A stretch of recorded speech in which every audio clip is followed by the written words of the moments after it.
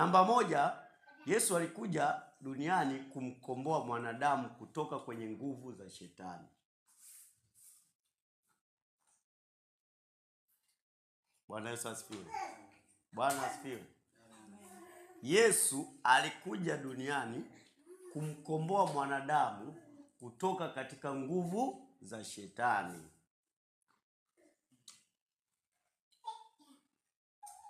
Mwanzoni kabisa tuliona asubuhi ya kwamba shetani yeye ndo alikuwa mmiliki wa ulimwengu huu kabla ya kufika Bwana Yesu. Alipata wapi huo umiliki? Huo umiliki aliupata kutoka kwa Adamu.